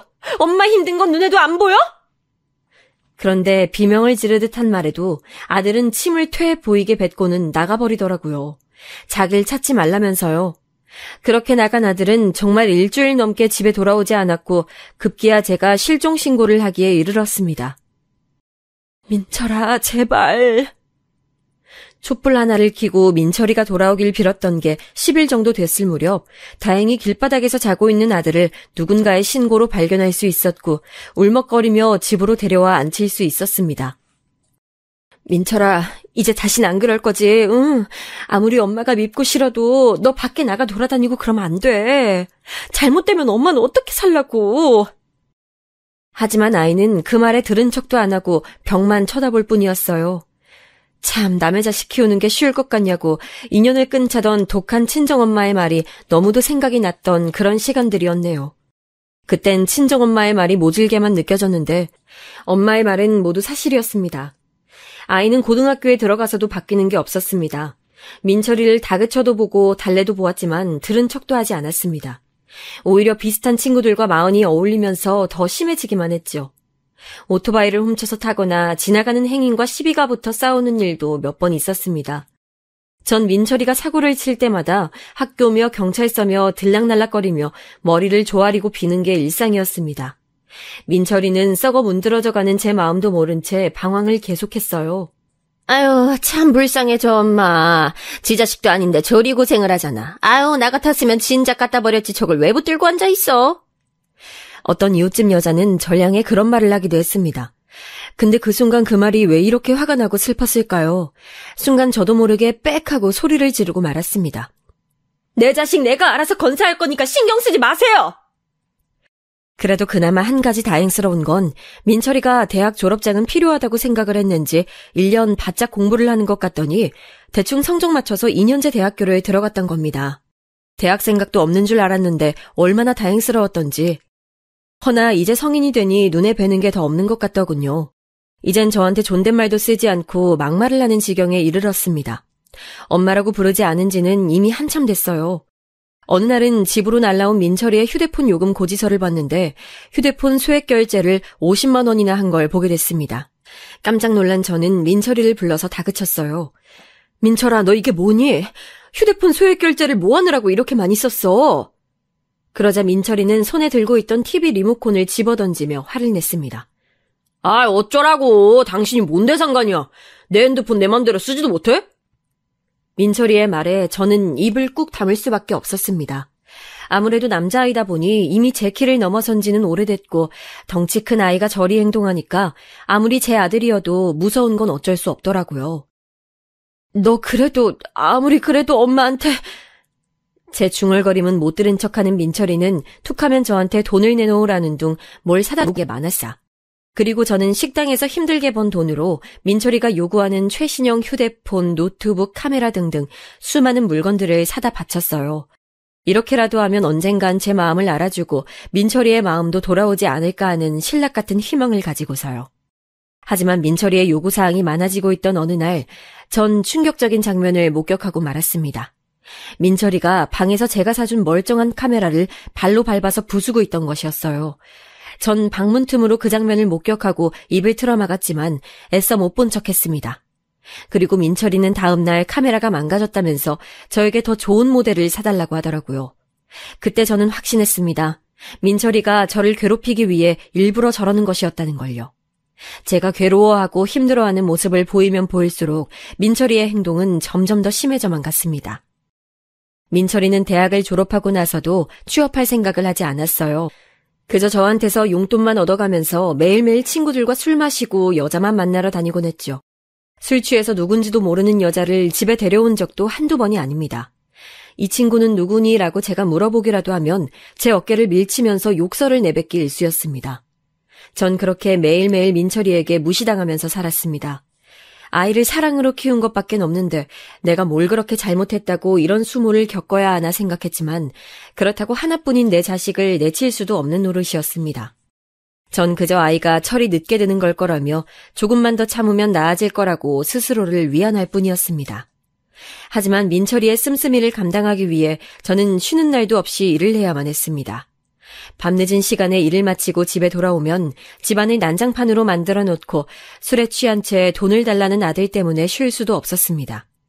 전 과도한 스트레스로 위험을 달고 살았고 스트레스성 탈모로 인해 머리를 살짝 쓸어내리기만 해도 머리카락이 한 움큼씩 빠지게 됐습니다. 민철이는 그런 제 속도 모르고 바닥에 굴러다니는 머리카락이 지저분하다며 욕을 하기 일쑤였죠. 도대체 뭐가 그리 못마땅했던 걸까요? 내가 친모가 아니란 사실이 그게 그리 힘들었던 걸까요? 너무도 이해하기 힘들었어요. 민철인 나이를 먹을수록 심해져 갔습니다. 20대 중반이 되면서부터는 밥 먹는데 제가 쳐다봐서 기분이 나쁘다는 이유, 빨래에서 섬유유연제 냄새가 많이 나서 머리가 아프다는 이유 등등 별것도 아닌 걸로 혼자 화가 나서 벽을 치거나 괜히 물건을 부수곤 했습니다. 심지어는 제가 퇴근하고 집에 돌아왔을 때 그냥 제 면상이 꼴보기 싫다는 말을 한 적도 있어요. 전 매일매일 아들에게 그런 모욕을 당하면서도 창피해서 어디에 말을 하지 못했습니다. 그러던 어느 날 제가 일을 하다가 허리를 삐끗하는 바람에 움직일 수가 없어 집에서 쉬고 있었습니다. 밥을 먹어야 하는데 일어나기가 힘들어 어쩔 수 없이 집에서 컴퓨터 게임을 하고 있던 민철이에게 부탁했어요. 민철아, 정말 미안한데 냉장고에 있는 죽 좀 데워서 가져다 줄 수 있을까? 민철이는 제 말을 듣고서도 대꾸도 하지 않더라고요. 그래서 저는 죽어가는 목소리로 한 번 더 부탁했습니다. 민철아, 한 번만 부탁할게. 엄마 허리가 지금 너무 아파서 그래. 그러자 민철이는 게임을 하던 키보드를 주먹으로 콱 내리치더니 데우지도 않은 죽그릇을 꺼내와서 저한테 집어던졌어요. 차가운 죽이 제 얼굴에 쏟아지고 죽을 담고 있던 플라스틱 용기는 바닥에 나뒹굴었습니다. 그러더니 저를 죽일 듯한 기세로 퍼붓더군요. 아우, 작작해라 진짜. 네가 나한테 해준 게 뭐가 있어? 아프면 나한테 난리치지 말고 병원으로 꺼지던지 아니면 조용히 어디 가서 죽어! 저한테 막말에 쏟아부은 민철이는 화를 주체하지 못하고 컴퓨터를 발로 쾅 찬 뒤 나가버렸습니다. 전 심한 충격에 얼굴에 묻은 죽을 닦을 생각도 못하고 그대로 누워서 절규하며 울었습니다. 그동안 민철이의 마음을 돌리기 위해서 수도 없이 노력했는데 결국엔 이런 비참한 꼴만 되고 말았습니다. 제 자신이 너무나도 불쌍하고 처량해서 견딜 수가 없었습니다. 어디 조용히 가서 죽어버리라는 민철이의 마지막 말이 제 가슴에 날카로운 비수가 되어 꽂혔습니다. 이런 꼴로 살 바에는 차라리 죽어야겠다고 생각했습니다. 그동안 아들만을 위해서 살아왔는데 그런 아들한테서 외면받는다면 더 이상 살아서 무엇하겠어요. 저는 두 눈을 질끈 감고 허리를 일으켜 세웠습니다. 이상하게도 죽겠다고 마음먹으니 허리 통증도 느껴지지 않더라고요. 전 그대로 차를 타고 집 근처 바닷가로 향했습니다. 집 근처 바닷가에 도착해서 한참을 바위에 앉아 멍하니 있었습니다. 남편과의 결혼부터 혼외자인 아들을 키우게 된 일까지 제 인생을 찬찬히 돌아봤습니다. 차라리 그때 고아원에 맡겼어야 하는 걸까 생각했습니다. 그랬더라면 내 인생이 지금쯤 달라졌을까? 나도 행복해질 수 있었을까? 근데 참 마음 한편으로 이렇게 못돼 먹은 아들이어도 부모 없이 고아원에서 자랐을 생각을 하니 가슴이 아프더라고요.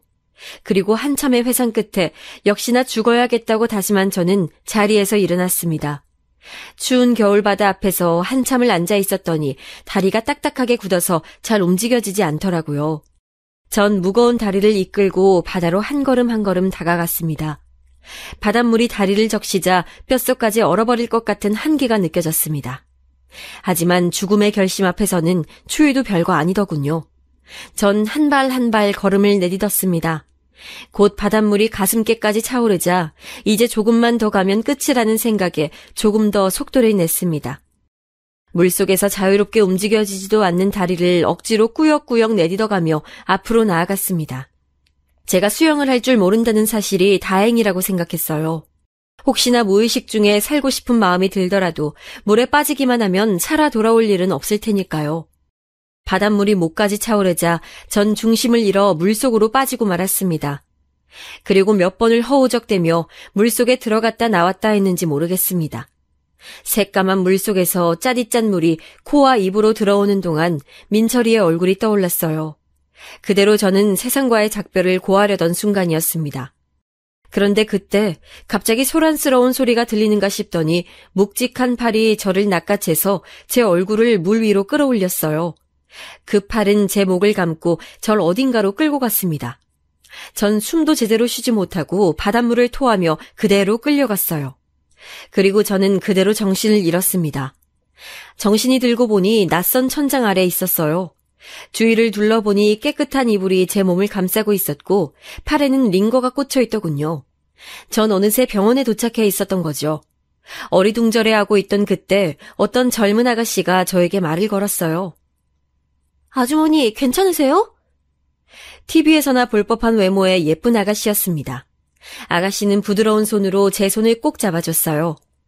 아주머니 보호자분 안 계세요? 무슨 일이신진 몰라도 바닷속으로 걸어 들어가시길래 깜짝 놀랐어요. 따뜻한 아가씨의 손에 얼어있던 몸이 따뜻하게 녹는 느낌이었습니다. 전 아가씨에게 물었습니다. 그런데 아가씨가 절 구해준 건가요? 아가씨는 그렇다고 하더라고요. 집 앞에서 조깅을 하고 있었는데 이 추운 날 혼자 바닷속으로 걸어 들어가는 저를 보고 기겁해서 바로 119에 신고했다고요. 다행히 119가 금방 와주어서 무사히 저를 구할 수 있었다면서요. 전 얼굴도 모르는 저를 구해준 고마움, 그리고 죽음마저 실패했다는 자책감에 소리내어 울었습니다. 그리고 아가씨는 말없이 저를 안아주었어요. 한참을 울고 나자 아가씨가 집이 어디냐고 물어보더라고요. 혹시 돌아갈 곳이 없으면 당분간 자기네 집에서 지내자면서요. 어차피 본인은 혼자 살아서 심심하던 참이었다고 그냥 딸이라고 생각하고 편하게 대하라고 하면서요. 그래도 될까요? 집이 있긴 한데. 네, 그럼요. 괜찮아요. 무슨 일이신진 모르겠지만 돌아가시기 힘든 거면 잠깐 여기서 머무르셔도 돼요. 참, 그때 이름도 모르는 처음 본 그 아가씨의 얼굴이 마치 천사와 같이 너무나도 선해 보였어요. 전 아가씨의 말에 잠시 망설이다가 집에 돌아가면 무서운 얼굴을 하고 또 저에게 나쁜 말과 행동을 일삼을 아들을 생각하니 마음도 진정시킬 겸 아가씨의 집에서 며칠만 신세를 져야겠다고 생각했습니다. 너무 고마워요. 정말 조금만 있다 갈게요. 그리고 저는 몇 년 만에 처음으로 그 아가씨의 집에서 평온한 일상을 보냈어요. 저에게 막말을 하는 사람도 나쁜 행동을 하는 사람도 없는 그곳에서요. 알고 보니 아가씨의 이름은 미연, 우리 아들보다 2살이 많았는데 부모님은 다른 지역에 계시고 혼자 여기서 일을 다닌다고 하더라고요. 미연이는 저를 이모처럼 엄마처럼 대해줬어요. 왜 그랬는지 모르겠지만 미연이는 그저 제가 많이 안쓰럽고 심성이 고운 아이라 그랬던 것 같아요. 전 시간이 지나며 점점 마음을 열게 됐고 제가 왜 그렇게 바닷물에 빠지려 했는지 다 얘기하게 됐어요. 당시엔 어디 얘기할 데도 없었고 한풀이 하듯 털어놓은 이야기인데 미연이 눈물을 글썽거리며 절 꼭 안아주더라고요. 너무 힘들었겠어요. 나야말로 지내게 해줘서 고마워요. 전 며칠이 지나지 않아 미연이와 금방 친해져서 동네 사람들이 엄마와 딸인 줄 알 정도였습니다. 이모, 오늘 시장 갈 건데 같이 가요. 그럴까? 미연이는 저를 편하게 이모라고 불렀고 저도 조카 대하듯 말을 놓게 됐어요. 그런데 미연이와 지내다 보니 계속 같이 있고 싶은 욕심이 생겼어요. 아마도 처음 누려본 행복, 편안함 그런 것들이 너무 좋았나 봐요. 다행히 미연이도 저와 같이 있는 게 더 좋다고 해서 당분간 계속 여기에 있기로 했습니다. 제가 미연이의 집에서 지낸 지도 거의 한 달이 다 되어 가는데 아들은 연락 한 통 없더라고요. 처음에 제가 119에 실려갔을 땐 분명히 아들한테 연락이 갔을 텐데 신경도 안 쓰는 것 같았어요. 제가 사라져서 오히려 더 좋다고 하는지도 모르겠다는 생각이 들었습니다. 그리고 어느 날 저녁거리를 사가지고 오는 길에 미연이가 일하고 있는 카페에 들렀는데 어떤 남자 손님이 미연이에게 끈질기게 번호를 물어보고 있더라고요. 가까이 가서 보니 글쎄 제 아들 민철이었습니다. 전 당황해서 들고 있던 시장 바구니도 떨어뜨렸습니다. 아들도 저를 보더니 아이씨 하고 인상을 쓰고선 나가버리더라고요. 한 달 만에 아들을 봤더니 다시 심장이 철렁했습니다. 나중에 미연이에게 물어보니 요새 카페에 자주 찾아오는 손님인데 자기한테 관심이 있는 것 같다고 하더라고요. 저는 그 남자가 제 아들이라고 말해줬습니다. 제 사연을 들어서 알고 있던 미연이는 말없이 고개만 끄덕이더라고요. 그리고 며칠 뒤 미연이가 저를 앉혀놓고 말하더군요. 이모, 제가 민철 씨 이모한테로 돌아갈 수 있게 해드릴게요. 저만 믿어주세요. 전 미연이가 무슨 말을 하는 건지 알 수가 없었습니다. 그리고 그 이후 미연이는 데이트가 있다며 늦게 들어오곤 했어요. 알고 보니 민철이를 만나고 있더라고요. 전 사실 미연이가 너무 걱정됐습니다. 아무리 내 아들이어도 민철이가 얼마나 질이 안 좋은 애인지는 잘 알고 있었으니까요. 하지만 미연이가 집에 항상 웃는 얼굴로 들어오는 걸 보니 민철이가 미연이에게 나쁜 짓을 하거나 하진 않는 것 같았습니다.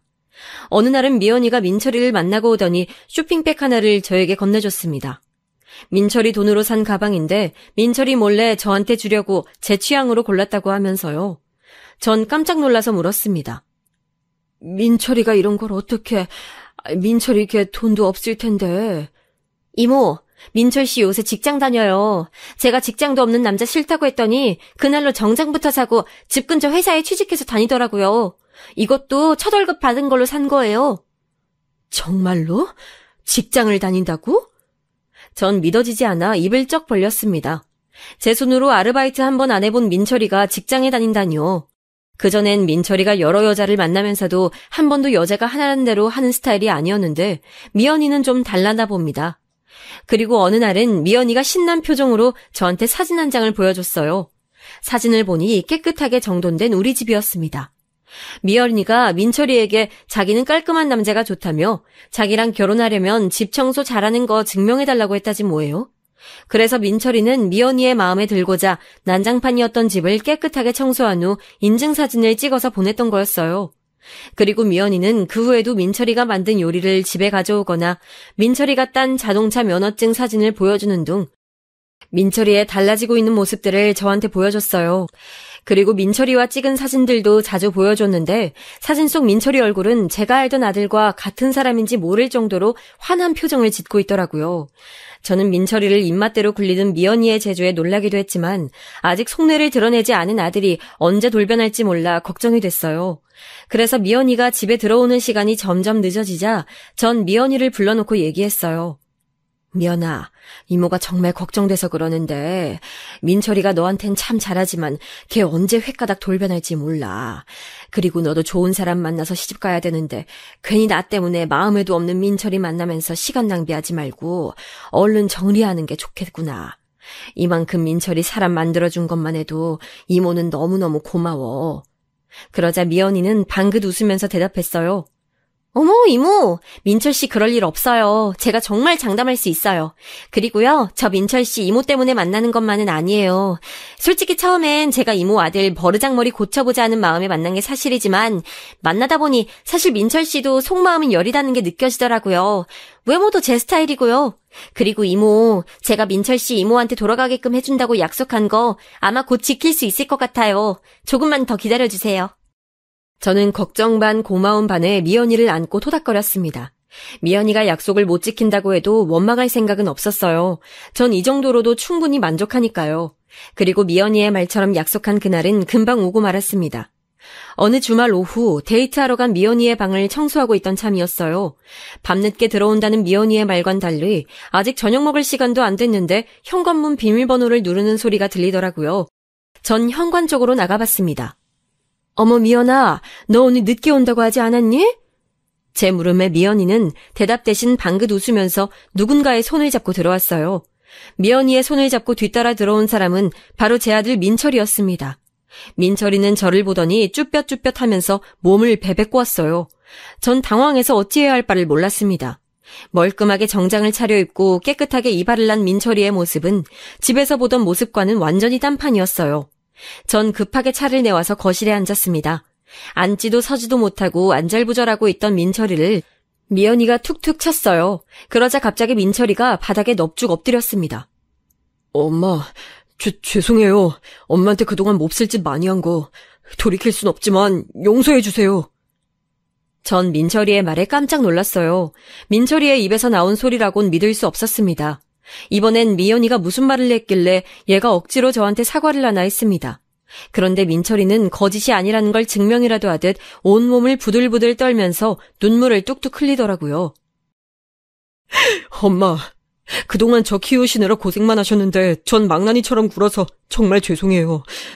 그냥 처음엔 엄마가 친엄마가 아니라는 사실에 화풀이를 하고 싶었던 것뿐이었는데 나중엔 그냥 다 받아주는 엄마가 미워서 더 그랬어요. 엄마, 전 천벌받을 자식이에요. 정말 죄송해요. 이런 말로 엄마의 분 풀리지 않을 거 알아요. 그래도 이기적이지만 사과는 드리고 싶었어요. 저는 떨리는 몸을 주체하지 못하고 바닥에 엎드려서 울고 있는 민철이에게 달려가 제 품에 안았습니다. 그리곤 민철이의 머리를 쓰다듬고 또 쓰다듬었어요. 품 안에 쏙 들어오던 그 작은 아기가 이제는 머리 하나만 품에 안길 정도로 커버렸다는 게 실감이 났습니다. 저는 눈물 범벅이 된 얼굴로 민철이에게 괜찮아 하는 말만 해줬어요. 옆에 있던 미연이도 눈물을 훔치다가 으앙 하고선 달려와 안겼습니다. 저희 셋은 서로 눈물을 닦아주면서 울고 또 울었어요. 얼마 전 민철이가 죽그릇을 던졌던 그날 죽어야겠다고 다짐했던 저는 민철이의 사과 한마디에 10여 년간 쌓여있던 마음의 응어리가 한 번에 사라졌습니다. 그날 저를 죽지 못하게 바다에서 구해줬던 미연이는 제 인생에 다시 만날 수 없는 은인이고 기적이었습니다. 그리고 어느 정도 진정이 된 민철이에게서 들은 이야기는 이러했습니다. 처음엔 그저 한눈에 반한 미연이가 만나주겠다기에 하라는 대로 했을 뿐이라고요. 미연이가 하라는 대로 직장을 구해서 일을 하고 공부해서 자격증을 따고 집안일도 해보고 하면서 정상적인 삶을 살다 보니 정신이 차려지더랍니다. 그동안 엄마가 자기 때문에 얼마나 고생했는지 그리고 자기가 얼마나 최악의 짓을 했는지도 뼈저리게 느껴졌다고 하더라고요. 그래서 엄마한테 계속 사과하고 싶었지만 엄마가 어디에 있는지도 모르고 연락할 용기도 나지 않았답니다. 그런데 미연이가 저와 같이 살고 있다는 사실을 최근에 말해줬을 때 깜짝 놀라기도 했지만 드디어 엄마를 만날 수 있는 기회라는 생각이 들어 찾아오게 됐다네요. 전 이제라도 철이 든 민철이가 대견하고 또 이렇게 민철이를 정신 차리게 해준 미연이에게 너무 고마워서 두 아이의 손을 양손에 꼭 잡았습니다. 제 인생의 가장 행복한 날이었어요. 그리고 그때 미연이가 할 말이 더 있다고 하더라고요. 그리고선 품 안에서 사진 한 장을 꺼냈습니다. 미연이가 건네준 사진을 보고 전 가슴이 뭉클해서 눈물이 다시 한번 쏟아졌어요. 그 사진은 태아의 초음파 사진이었습니다. 이모, 저 민철 씨 아이 임신했어요. 저 민철 씨랑 결혼할 거예요. 이제 이모가 아니라 어머니라고 불러도 될까요? 전 눈물바람에 고개를 세차게 끄덕이며 미연이를 안아줬어요. 아이고 미연아, 고맙다, 정말 고맙다. 넌 나한테 있어서 로또보다 더한 기적이구나. 내가 다시 태어나도 너 같은 아이를 만날 수 있겠니? 정말 고맙다 미연아. 전 설레임과 뭉클함이 뒤섞인 오묘한 감정을 느끼며 한참을 미연이 민철이와 함께 회포를 풀었습니다. 차도 마시고 맛있는 것도 먹고 그동안 서로 못했던 얘기도 하면서요. 민철이와 이렇게 마주 앉아 대화하는 게 도대체 몇 년 만인지 할 말이 너무 많아 밤을 샐 뻔했지만 다음날 출근하는 민철이를 위해 못다한 얘기는 앞으로 찬찬히 풀기로 했습니다. 그 일이 있은 후 미연이는 살던 집을 정리하고 저희 집으로 들어왔습니다. 그리고 결혼식은 아이를 낳은 후로 미루기로 했어요. 사돈댁에서도 다행히 우리 민철이를 예쁘게 봐주셔서 별다른 마찰 없이 진행이 됐습니다. 그리고 민철이는 완전히 다른 사람으로 변해서 가족을 위해 하루하루 성실히 살아가고 있답니다. 예쁜 딸에게 부끄러운 아빠가 되지 않겠다면서요. 그리고 시간이 흘러 내일은 우리 손녀딸 돌잔치가 있는 날이에요. 사람들을 많이 초대하진 못하고 사돈 어른들과 가까운 지인들만 불러 집에서 조촐하게 식사를 하기로 했어요. 두 아이가 없었다면 지금의 저는 없었겠죠. 저에게 기적을 선사해준 두 아이 덕분에 오늘도 희망찬 하루를 보내봅니다. 저보다 더 힘든 일 겪고 계신 분들에게 언젠간 저처럼 밝은 날이 올 거라고 말씀드리고 싶어요. 그럼 여러분들의 일상에 항상 희망이 가득하길 기원하면서 이 글을 마치도록 하겠습니다.